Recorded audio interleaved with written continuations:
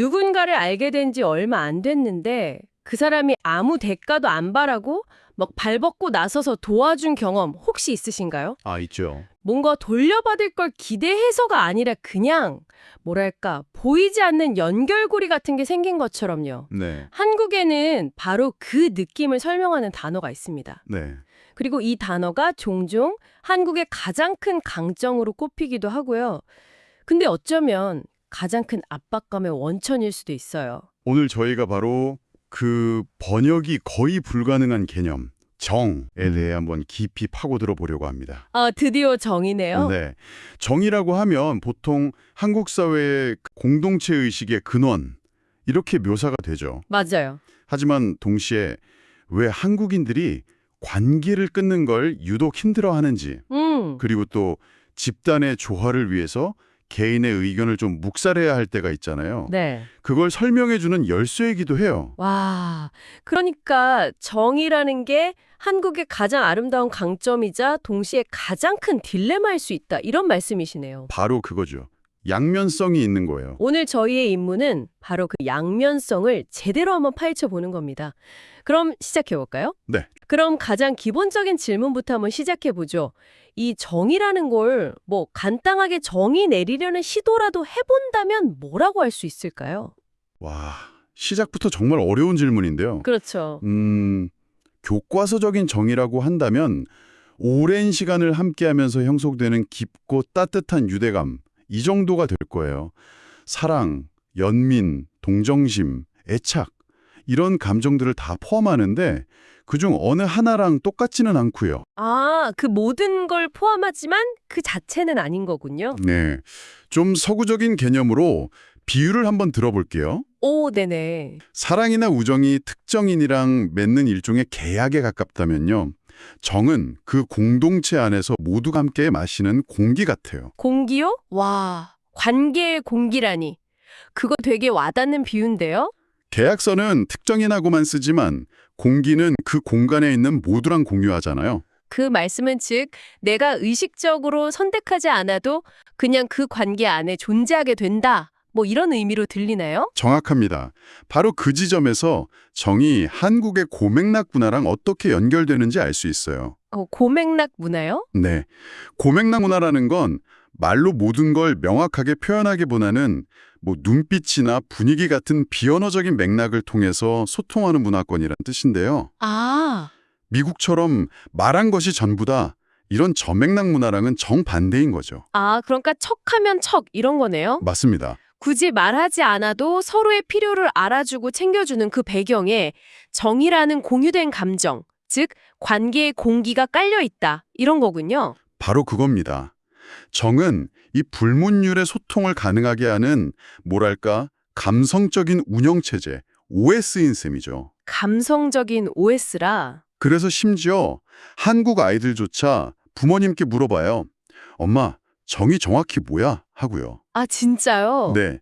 말로 설명하기보다는 평생에 걸쳐서 경험으로 그냥 체득하는 것에 가깝기 때문이에요. 그렇군요. 이 관계의 공기라는 게 눈에 보이지 않으니까요.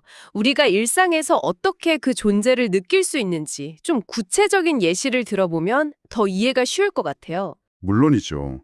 가장 대표적인 게 바로 나눔의 문화입니다. 나눔. 한번 상상해 보세요. 한국의 전통시장에 갔습니다. 네. 할머니한테서 귤 한 봉지를 사서 돈을 내고 돌아서려는데 갑자기 할머니가 봉지에 귤 서너 개를 더 쓱 넣어주시는 거예요. 그러면서 툭 한마디 던지시죠. 하나만 주면 정없어. 아, 바로 그 장면. 어떤 대가도 바라지 않고 그냥 더 얹어주는 그 마음. 그게 바로 정의 물질적인 표현이군요. 맞습니다. 그 사소한 행동 안에 우리는 계산적인 관계가 아니다라는 메시지가 딱 담겨 있는 거죠. 와. 식당에서 여러 명이 찌개 하나 가운데 두고 같이 떠먹는 모습. 또 길 잃은 외국인을 보고 영어를 잘 못해도 어떻게든 손짓 발짓으로 길을 알려주려는 모습. 이 모든 게 다 정의 발현이에요. 그러고 보니 언어 습관에서도 그 흔적을 찾을 수 있을 것 같아요. 보통 영어권에서는 my mom, my school 이렇게 말하잖아요. 그렇죠. my라고 하죠. 근데 한국에서는 너무 자연스럽게 우리 엄마, 우리 학교라고 하거든요. 오히려 나의 엄마라고 하면 좀 어색하게 들릴 정도죠. 그게 정이랑 관련이 있는 건가요? 아주 핵심적인 부분입니다. 오, 그 작은 단어 하나가 모든 걸 설명해줘요. 개인의 소유를 중시하는 문화에서는 내 가족을 사랑하는 게 당연하잖아요. 그렇죠. 근데 한국에서는 심지어 나를 낳아준 어머니조차 우리라는 집단의 일원으로 인식하는 거예요. 와, 정이라는 집단주의적 가치가 언어의 구조 자체에 깊숙이 각인되어 있다는 가장 강력한 증거죠. 와, 우리라는 단어 하나에 그런 세계관이 담겨 있었다니. 근데 이 따뜻한 정의 개념에서 제가 제일 이해하기 힘들었던 부분이 있었어요. 어떤 거죠? 바로 미운 정이라는 건데요. 미운 정. 누군가를 미워하는데 어떻게 정이 들 수가 있는 거죠? 이건 완전히 모순 아닌가요? 바로 그 모순이야말로 정의 본질을 가장 잘 보여주는 부분입니다. 네. 미운 정이 들었다는 건 수없이 다투고 서로에게 상처를 주면서도 함께 보낸 시간과 경험 때문에 차마 그 관계를 끊어내지 못하는 복잡한 애증의 상태를 말해요. 애증이군요. 네. 이성적으로는 당장 헤어지는 게 맞는데 감정적으로는 그럴 수가 없는 거죠. 싫으면 그냥 관계를 정리하면 된다. 이런 합리적인 생각과는 완전히 다른 차원의 이야기네요. 그렇죠. 정의 가장 큰 특징 중 하나가 바로 그 비합리성입니다. 손익을 안 따지는 마음이거든요. 아, 미운 정은 그 비합리성이 부정적인 관계 속에서 가장 극적으로 나타나는 현상이에요. 미워하면서도 그 사람 인생이 완전히 망가지기를 바라지는 않는 마음. 그게 바로 미운 정입니다. 비합리적인 연결고리라 듣고 보니 이게 현대 한국 사회에서 어떤 의미를 갖는지 더 궁금해지는데요. 이런 집단적인 유대감이 이 치열한 경쟁 사회인 오늘날의 한국에서는 어떻게 작용하고 있나요? 바로 그 지점이 정의 역설이 시작되는 곳입니다. 역설이요? 네. 긍정적인 측면에서 정은 집단적, 사회적 책임감으로 나타나요.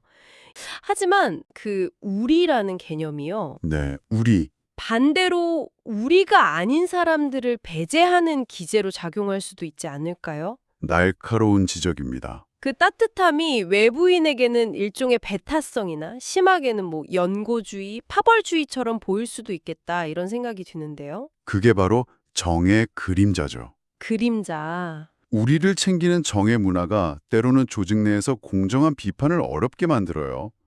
정 때문에 차마 싫은 소리를 못하겠다. 이런 상황이 비일비재하죠. 아, 직장 내 부조리를 보고도 그룹의 화합을 낄까 봐 침묵하게 만들고 업무가 끝나도 정 때문에 억지로 회식에 참여해야 하는 그런 압박감으로 작용하기도 하고요.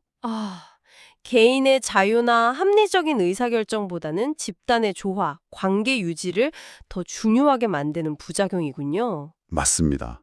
심지어 케이팝 팬덤 문화에서도 정의 양면성을 볼 수 있어요. 팬덤 문화에서도요. 네.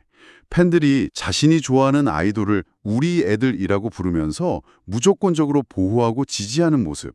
이건 강력한 정의 유대감을 보여주죠. 네, 그렇죠. 하지만 그게 과열되면 다른 그룹의 팬덤과 극심한 대립을 하거나 비판적인 의견을 내는 사람을 집단적으로 공격하는 배타성으로 나타나기도 합니다. 우리라는 울타리가 너무 높아지는 거예요. 와, 오늘 이야기를 쭉 나눠보니까요. 정의라는 건 학교에서 배우거나 책으로 읽어서 아는 게 아니라는 생각이 확실히 드네요. 네. 어릴 때부터 할머니가 시장에서 덤을 얹어주고 이웃이 나눠주는 모습을 보면서 자라는 뭐랄까 일종의 문화적 근육기억 같은 거네요. 문화적 근육 기억이라니, 와, 정말 완벽한 표현입니다. 그런가요? 네. 몸이 기억하는 문화적 습관인 거죠. 그렇기 때문에 정은 단순히 번역할 수 있는 단어가 아니라 그 문화 속에서 직접 부대끼면서 느껴야만 온전히 이해할 수 있는 감정입니다. 바로 이 정이야말로 한국 사회를 하나로 묶는 강력하고도 보이지 않는 끈임 동시에 때로는 개인을 올가매는 족쇄가 되기도 하는 거죠. 이제 왜 한국인들이 정은 번역할 수 없다고 말하는지, 그 단순한 따뜻함 이면에 얼마나 복잡한 맥락이 숨어 있는지 조금은 이해가 되시나요? 다음에 한국 드라마를 보거나 한국인 친구와 대화할 기회가 생긴다면 이 보이지 않는 끈, 정의 양면성을 한번 찾아보세요. 생각보다 훨씬 많은 곳에서 그 복잡하고도 미묘한 힘을 발견하게 될 겁니다.